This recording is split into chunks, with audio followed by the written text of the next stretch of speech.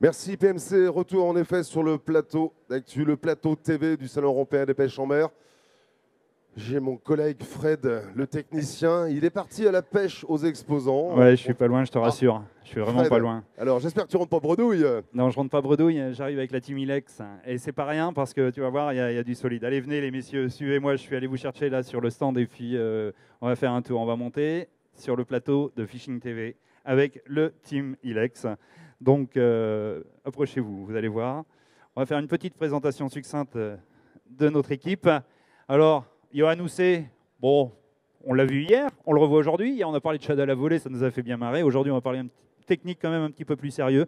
Avec Yannick également. Yannick est guide de pêche en mer. Il faut savoir que c'est quelqu'un que j'ai eu en formation, j'aime bien. Il est tout jeune, tout nouveau et tout, mais il a le peps, il a la foi. Et puis hop là, attention, j'avais une grande marche. Ouh, mon bonhomme. Et puis Fred Julien, qui s'occupe de toute la distribution de produits un petit peu partout, etc. De la team Ilex, pesant Michel, Gunky, que l'on voit sur ton t-shirt actuellement. Et nous allons parler leurre. Alors là, ils sont venus avec quand même des produits. Il faut savoir qu'il y a canne, leurre, tête plombée, et puis des montages, hein, des pêcheurs. Tu as un micro, je crois, un serre-tête. Oui, oui. Tu vas pouvoir parler avec ton micro serre-tête, je suppose. Vas-y, parle. Christophe. Il y a des pêcheurs aussi. Ah, il y a des pêcheurs aussi. Il y a des pêcheurs, ouais. Il n'y a pas que ça aussi. Il n'y a pas que le matériel. On a les deux pêcheurs. Ce que je vous propose, c'est d'aller faire animer un peu en bassin. Là, il y a déjà du monde qui vous attend. Et puis nous, avec Fred, on va faire une mini présentation de ce que on va parler un petit peu là vite fait de ce qu'ils vont nous montrer, non? Ou on va directement avec eux les accompagner? Effectivement, on va un peu expliquer différents produits. Là, on va parler avec quand même deux experts reconnus. C'est Yannick qui est guide et qui connaît bien les produits. Johan qui nous aide à la conception aussi.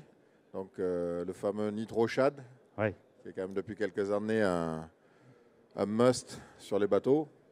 Et peut-être de demander à Yo aussi quelques informations sur la manière de le monter, parce que je crois que ça a été quand même une petite innovation dès le départ sur comment l'articuler sur une tête plombée et le voir nager de façon différente. Ça a été vraiment la clé de ce succès en fait. Alors on parle du Nitro Shad, mais l'autre leurre là qui est en action, on va s'approcher voir tout à l'heure là. Mais c'est quoi l'autre leurre? Tu dois qui distribue un peu tous ces produits. C'est vraiment le petit dernier justement. C'est un peu le contre-pied des shads classiques avec un paddle.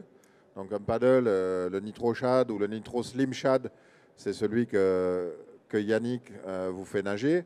Ça, c'est des leurres, on va dire, classiques avec une vibration assez forte. Alors, plus ou moins forte. Le Nitro Slim Shad est un peu plus discret que le Nitro Shad. Ouais. Nitro Shad qui a vraiment une grosse vibration dans le courant. Et là, le Nitro Sprat, c'est un leurre beaucoup plus typé finesse, qu'on a travaillé vraiment dans la, on va dire dans la forme effilée. Donc, il traverse les couches d'eau, contrairement à un leurre rond qui va... la tête plombée a une importance aussi. Il a vu ce que tu me parles, la Slim Shad, etc. Voilà. Et si on s'approchait les voir un peu, tout en discutant d'ailleurs, hein, parce que ça peut être intéressant de voir, on va s'approcher. Et le Nitro Sprat, c'est vraiment un leurre finesse qui va vous permettre de pêcher avec une vibration un peu plus discrète. Alors ça paraît contradictoire, hein. On n'a pas de caudale. Tu peux voir, Johan? Alors ça, c'est le... C'est le Nitro Sprat. Le Nitro Sprat. Alors regarde bien en fait, quand vous le regarderez, on va vous le faire passer là vite fait sur le bord. Vous avez une tête qui est vraiment très très fine, où en fait le corps est affiné. Regardez sur les écrans derrière, Fred. Les gens peuvent regarder sur les écrans qu'on a derrière nous, tu vois, il est déjà en gros plan et tu peux l'expliquer avec tes doigts. Il est affiné au niveau de la tête et ici, il est beaucoup plus épais au niveau de la dorsale et du dos ici. Et pour se finir en finesse au niveau de la caudale. Et l'hameçon, je pense que Yo peut confirmer et l'expliquer, a vraiment une importance. La taille de l'hameçon est importante pour garder toute l'attractivité dans la nage. Je pense alors, Yo. Ça. En fait, comme Fred vous l'a expliqué, tout au départ, le leurre, il est fin. Et après, il est grossi. En fait, c'est quand vous allez faire une tirée sur le leurre, l'eau va prendre appui sur la tête plombée, et après le fait que ce soit grossi derrière, ça va créer une perturbation, en fait une turbulence, et ça va donner du nerf au leurre et de la souplesse en même temps. Donc c'est pour ça que justement, contrairement à Yannick, lui qui a un leurre à caudale, qui est pour ainsi dire gros au début en allant en déclinaison avec une caudale, ça va lui donner de la nage. Mais là, il n'y a pas besoin de caudale, ça va nager tout seul en fait. C'est toi, Johan, hier, qui m'a dit que ça ressemblait plus à un vrai, étant donné que tu n'as jamais vu un poisson avec une grosse caudale? C'est vrai, une grosse caudale ou une petite caudale, on n'a jamais vu un poisson avec une caudale comme ça qui est à l'équerre. Avant, on avait une tête pensante qui disait qu'il fallait mettre quelque chose comme ça justement pour que ça nage. Effectivement, ça marche, ça a fait ses preuves. Mais là, on est rentré dans une innovation un peu différente, à vouloir trouver un leurre qui ressemble le plus à un vrai poisson. Alors c'est vraiment quelque chose qu'on connaît en eau douce aussi, où on pêche beaucoup moins dans les courants. Donc vraiment la finesse de la nage du leurre est importante pour nous. On a moins de courant, donc le courant écrase moins le leurre en eau douce. Et c'est quelque chose qu'on travaille beaucoup, la nage en S, type swim bait. C'est exactement ce que je vois là. Voilà, et c'est vraiment le Nitrosprat. C'est cette nage en S. Alors, excuse-moi Fred, mais il y a une importance technique quand même là. La tête plombée, les gars, faut pas me la faire là. Bon là, la tête plombée... On peut pas mettre une tête plombée ronde si on veut qu'il nage comme ça. Ah voilà, faut être honnête quand même, parce que là, si vous mettez, regardez, vous allez pouvoir voir sur les écrans qu'ils sont derrière moi, si vous mettez sur ce type de leurre une tête plombée ronde, vous n'obtiendrez pas cette nage, n'est-ce pas les gars?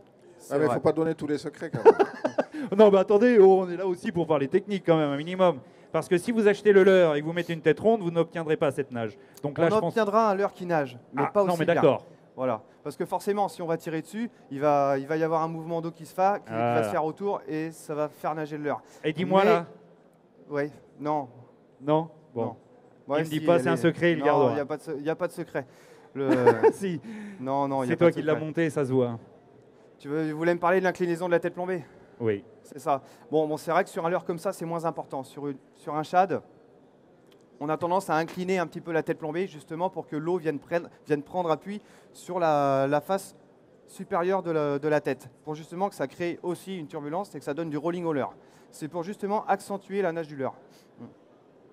Mais là, sur le Nitrosprat, je l'ai incliné, aussi par habitude, mais c'est surtout pour justement faire sortir l'hameçon un petit peu plus près de la tête pour justement garder de la mobilité. Parce que ça, c'est important. Si vous avez un hameçon qui ressort à la moitié du leurre, bah, la nage, vous ne l'aurez pas, quoi. Voilà. Alors, un leurre que Johan a monté, je pense. Voilà, je ne dois pas me tromper. Un shad, en général, pas, moi, regarde, je le monte la comme caméra est là, Ouais. Patrick est là. Voilà, si tu restes en fixe, tu l'auras en gros plan sur les écrans. C'est aussi moi, c'est quelque chose que j'ai découvert en pêchant avec eux en mer, que j'ai utilisé après en eau douce.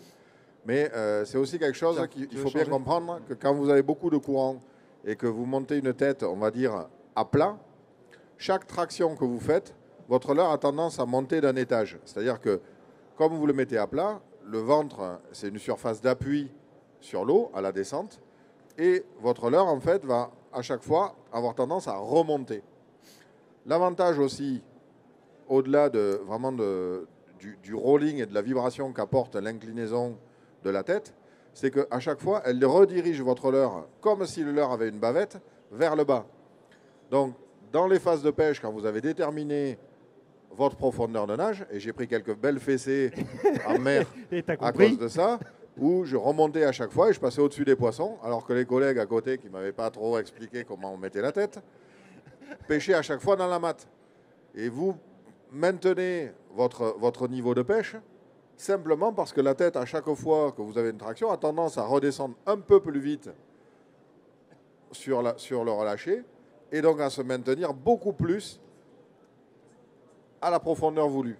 Et ça, c'est quelque chose qu'on a importé après pour la pêche du brochet en Grand Lac, par exemple, où on peut beaucoup mieux contrôler la profondeur de nage que l'on a décidé d'avoir. C'est-à-dire si le poisson se trouve à 2 mètres, ben on pêche à 2 mètres, à 5 mètres ou à 10 mètres. Ça, c'est le choix du pêcheur. Alors, c'est d'où l'importance d'avoir un team quand même et l'effigie de la marque. Tu as combien de personnes sur l'eau tout le temps là, pour travailler en Europe, on a plus de 80 personnes. Plus de 80 personnes qui travaillent en Europe pour la Team Ilex. Il faut savoir que c'est pas rien. Johan passe plus de 200 jours sur l'eau. Et au bord aussi, parce que bon, au bord. Et au bord, ouais, et au bord. Et et au bord aussi. Enfin, on va dire à la pêche. On va dire à la pêche. Donc, tu as affaire à des pêcheurs au quotidien. C'est pour ça que les produits progressent plus rapidement parce que grâce à leur retour, forcément, ça gagne du temps. Hein. On est de vrais créateurs, en fait. Hein. C'est comme ça qu'on réfléchit aux produits, que des fois, on se dit, tiens, on a un manque, on a besoin de... Là, on avait un manque, on n'avait pas de leurre. On avait les frites, mais c'était les nitro, les landing jerk. Ouais. C'est quelque chose qui a quelques années déjà. C'était un leurre finesse. Mais on avait besoin d'un leurre finesse type swim bait. Et ça, c'est un peu des nages qu'on connaît bien en eau douce, qui n'étaient pas encore en mer, et finalement qui viennent compléter un besoin. C'est vrai que je vois la nage, elle est excellente. Hein. Ouais. Alors on pourra retrouver toute la team Ilex sur le stand Ilex, hein, bien entendu. Il faut savoir qu'ils sont là, ils ont un bassin de démonstration. De temps à autre, si la place est libre, ils viendront là, mais allez les voir sur leur stand aussi. Ils seront là pour vous accueillir, Fred ainsi que Johan et Yannick. Je répète, Johan qui est aussi du Team Ilex depuis quelques années maintenant et qui a gagné plusieurs compétitions, qui est tout le temps au bord de l'eau et qui sait de quoi il parle. Yannick, pareil, guide de pêche également en mer. Il sait de quoi il parle aussi. Il a des photos plus qu'éloquentes et un palmarès de poissons à son actif. C'est pas rien s'il rentre chez Ilex non plus d'ailleurs. N'est-ce pas Fred? Tout à fait. Merci à vous les gars. Merci. Allez, merci. À plus tard.